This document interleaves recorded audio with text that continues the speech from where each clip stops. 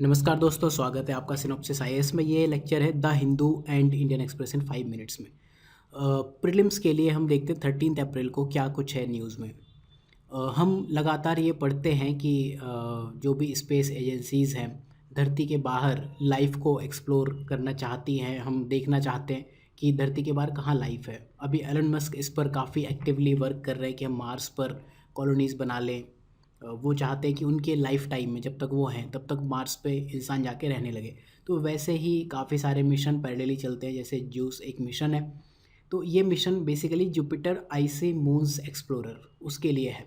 करेगा क्या? बेसिकली वही पोटेंशियल एरियाज़ देखेगा कि हमारे आसपास कौन कौन से पोटेंशियल एरियाज़ हैं। अब ये ज्यूस है क्या, नाम क्या है इनका? देखो, जुपिटर जो है आउटर प्लेनेट होता है, ये आपको पता होना चाहिए। आउटर इनर प्लेनेट में अगर आपको डिफरेंस नहीं पता तो एक बार पढ़ लेना, थोड़ा बहुत उनके बारे में आपको आइडिया लग जाएगा।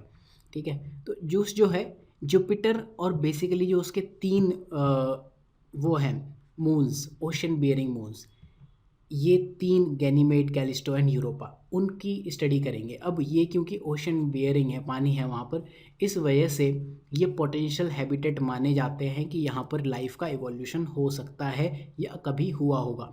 राइट, तो ये आर्टिकल इस बारे में बात करता है। अब क्यों हमें जुपिटर पर जाना पड़ा, क्यों आउटर प्लेनेट पर जाना पड़ा? उसका रीज़न ये है कि जो वीनस और मार्स हैं, जो हमारे बिल्कुल पड़ोसी हैं, वहाँ जो भी अभी तक स्टडीज़ हुई हैं उनमें बहुत ज़्यादा इनकरेजिंग सिंबल्स नहीं मिले हैं लाइफ फॉर्म के। मतलब बहुत चांसेस नहीं है, हो सकता है टेम्परेचर की वजह से या जो भी रीज़न हो, क्योंकि सन के काफ़ी क्लोज भी हो जाते हैं।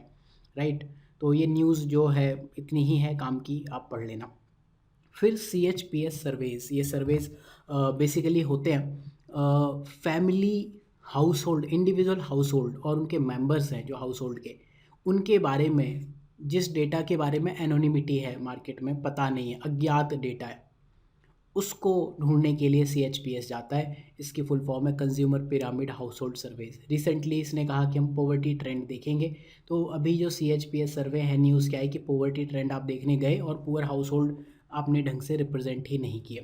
CMI ये इसको कंडक्ट करता है हमेशा। ठीक है, प्रीलिम्स में इतना ही है न्यूज़ में। मेंस में देखते हैं क्या कुछ इंपॉर्टेंट है। देखो, misuse of detention, detention power, preventive detention जो है काफ़ी इंपॉर्टेंट चीज़ है पिछले कुछ टाइम से। ये मेंस के लिए एक ऐसा टॉपिक भी इंपॉर्टेंट है, तो मेंस इन 300 टॉपिक का भी आप इसे पार्ट मान के चलो। तो सुप्रीम कोर्ट ने रिसेंटली ये कहा कि जो प्रिवेंटिव डिटेंशन है ये कॉलोनियल लीगेसी है, औपनिवेशिक विरासत है, अंग्रेज़ों के समय से चली आ रही है, उसी चीज़ को हम ले जा रहे हैं, आगे कंटिन्यू कर रहे हैं। और ये क्या करता है, आर्बिट्रेरी पावर्स देता है स्टेट को। स्टेट मतलब क्या होता है?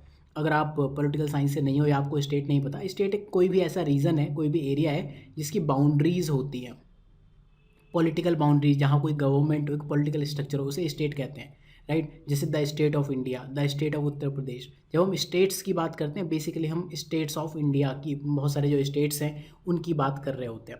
ठीक है, तो स्टेट एक पॉलिटिकल टर्म है, कंट्री भी कहते हैं, बट स्टेट एक पॉलिटिकल टर्म है, ये बस आप ध्यान रखना। इससे रिलेटेड क्वेश्चंस प्री में पूछे हैं, मेंस में, PSIR में तो पता नहीं कितने क्वेश्चंस पूछे हुए हैं। फिर दलित राइटिंग, आपने बहुत बार ये टर्म सुनी होगी, दलित इतिहासकार। तो क्यों ज़रूरत पड़ी इस चीज़ की? आप ये आर्टिकल पढ़ोगे तो इसमें पहले पैराग्राफ में यही लिखा हुआ है कि इनिशियली जो दलित राइटिंग है वो भी हायर कास्ट के लोग करते थे। तो रिसेंटली अभी दलित हिस्ट्री मंथ हैशटैग करके ये एक चल रहा होगा ट्विटर या इंस्टा पे, मैं तो पर्सनली यूज़ करता नहीं हूँ, तो आपको आइडिया हो, देख लेना, दिखेगा। तो फिर विद टाइम दलित राइटिंग जो इंडिया में है, वो दलित इतिहासकारों ने ही इस चीज़ का बीड़ा उठाया कि हम खुद दिखाएंगे कास्ट प्रेजुडाइज क्या है, इनइक्वालिटी क्या है, इनजस्टिस क्या है।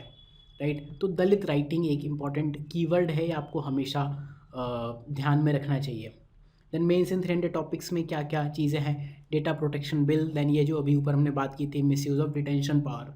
ठीक है, टॉपिक यही रहेगा, मिसयूज़ ऑफ डिटेंशन पावर, ये न्यूज़ में है।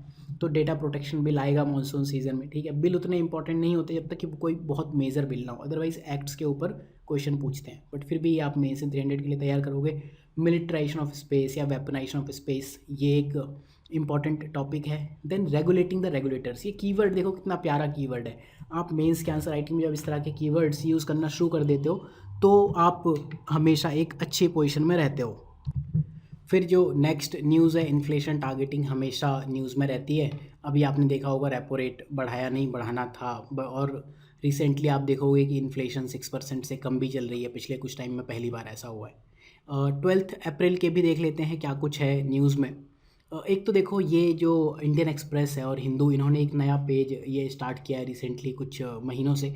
ये एक क्वेश्चन पूछते हैं एंड ये क्वेश्चन डायरेक्टली आपसे इंटरव्यू में पूछा जा सकता है। डिट्टो ऐसे ही पूछ लेंगे, रिसेंट वेदर इवेंट्स हुए हैं, उसने व्हीट क्रॉप को कैसे अफेक्ट किया। तो आपको 2-3 पॉइंट में पता होनी चाहिए, क्रक्स पता होना चाहिए इसका, ठीक है। या फिर ज्योग्राफी ऑप्शनल में एंड एग्री ऑप्शनल में तो ये चीज़ें लगातार पूछता है, मॉनसून, अल नीनो, ये सारी चीज़ें।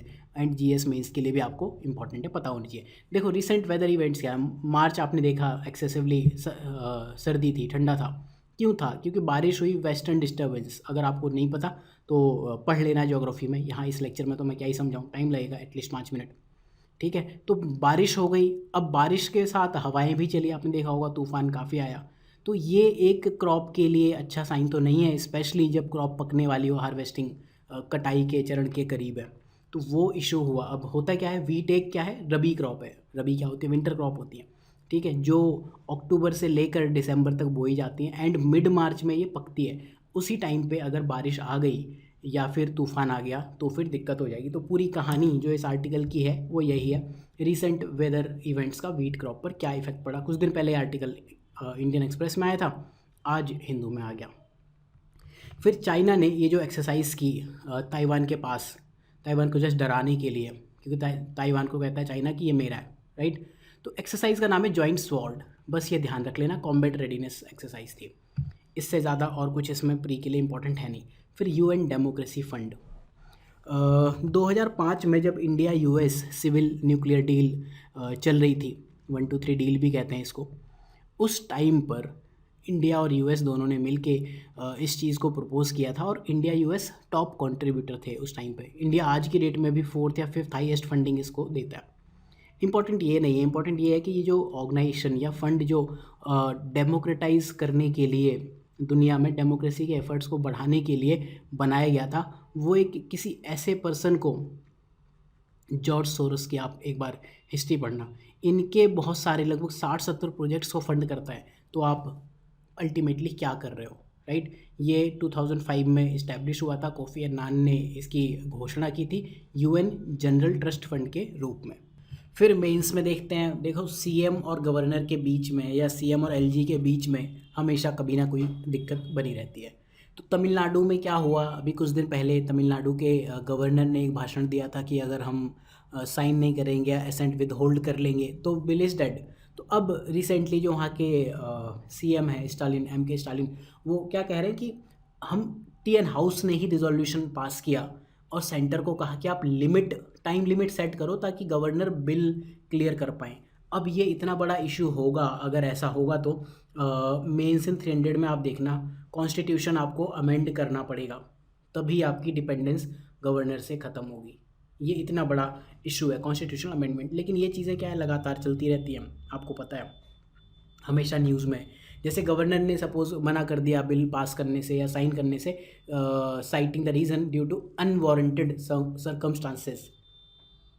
तो ये जो अनवारंटेड सर्कमस्टांसेस थे, एक सेंटर गवर्नमेंट ने तो क्रिएट नहीं किए थे, ये क्रिएटेड तो राज्यपालों के ही। तो वो यही कह रहे हैं कि जो टीएन का हाउस है वो यही कह रहे हैं कि टाइम लिमिट आप दो गवर्नर्स के लिए। अब एक जो इम्पोर्टेंट फैक्ट है, जस्टिस राजमन्नार कमेटी, तो इन्होंने एक रिकमेंडेशन दी थी कुछ सालों पहले। इन्होंने कहा कि एक अच्छा टाइम है जब पोस्ट ऑफ गवर्नर को आप एबोलिश करो, एंड गवर्नर है भी तो उसे एक डिटैच्ड पर्सन होना चाहिए, अलग हो, पॉलिटिकली किसी से जुड़ा हुआ नहीं होना चाहिए। फिर अग्निपथ स्कीम को लेकर लोगों ने दिल्ली हाई कोर्ट का जो ऑर्डर था उसको चैलेंज किया, सुप्रीम कोर्ट ने कहा नहीं नहीं हम रखेंगे, ठीक है, बस एक न्यूज़ है और क्या है। फिर ग्लोबली आप कई बार एक चीज़ पढ़ते होगे कि इंडिया का सामान दूसरी कंट्री चुरा के ले गए, हम अपने डायमंड्स को लेकर बड़ी बड़ी बातें करते हैं, या बाहर के म्यूज़ियम में हमारे यहाँ के आर्टफैक्ट्स या मूर्तियाँ, कलाकृतियाँ रहती हैं। तो अब इसके लिए 2017 से जो पिट रिवर्स म्यूज़ियम है, इंग्लैंड के ऑक्सफोर्ड में है, तो इन्होंने कहा हम एक एथिकल रिव्यू करेंगे, जो हमारे यहाँ डिस्प्ले है उनका एथिकल रिव्यू करेंगे कि डीकोलोनाइज हम अपने कलेक्शन का करें या ना करें। रिसेंटली इन्होंने क्या कहा, जो हमारे नागा ऑब्जेक्ट्स हैं उनको हम वापस इंडिया भेजेंगे। तो ये बेसिकली था न्यूज़। एंड ये देखो कहीं ना कहीं मेंस के लिए एक क्वेश्चन बनता है, ठीक है, नॉट GS4, GS1 में ही बनता है। एंड इनफैक्ट कुछ साल पहले इससे रिलेटेड एक क्वेश्चन आया था कि जो हमारे आर्ट एंड कल्चर है उनको प्रिजर्व करने के लिए आप क्या क्या कर रहे हो, उसमें से एक पॉइंट बनता है बेसिकली। अब जो नागा ऑब्जेक्ट्स हैं दुनिया भर में exotic and primitive in objects की तरह दिखाए जाते हैं दुनिया भर में म्यूजियम्स में। मेंस इन 300 टॉपिक में अगर आप देखो तो अल्निनो मानसून, अगेन ये पूरा आर्टिकल है। तो अल्निनो मानसून आपको पढ़ना होता है डिटेल में। एंड इसके बाद वही अमेंड द कॉन्स्टिट्यूशन। तो हमने लगभग 10 मिनट में दोनों दिन की न्यूज़ पढ़ ली। एंड आप जो ये लेक्चर्स हैं इस प्लेलिस्ट में जाके एक्सेस कर सकते हो। एंड सिनॉप्सिस आईएएस की वेबसाइट पर जाकर Hindu and Indian express in 5 minutes ये स्पेशल कोर्सेज में आपको मिलेंगे, यहाँ आप जाके इसको एक्सेस कर सकते हो। बाकी स्पेशल कोर्सेज चेकआउट करना, बहुत ही बेहतरीन कोर्सेज है सिनॉप्सिस आईएएस पर। एंड जब हम स्पेशल कोर्सेज की बात करते हैं तो हम ये कहते हैं कि अगर आपका प्रीलिम्स नहीं निकल रहा है या बार बार प्रीलिम्स में फेल हो रहे हो या फिर आपका कोई स्पेसिफिक गोल है तो आप स्पेशल कोर्सेज के लिए जाओगे। हम कभी भी ऐसा नहीं कहते कि जिसने फ़ोन कर दिया या इंक्वायरी की आप सीधे GS लो। एनीवेज आप 5 लोगों को ये कोर्स फॉरवर्ड करो and you can get it for free.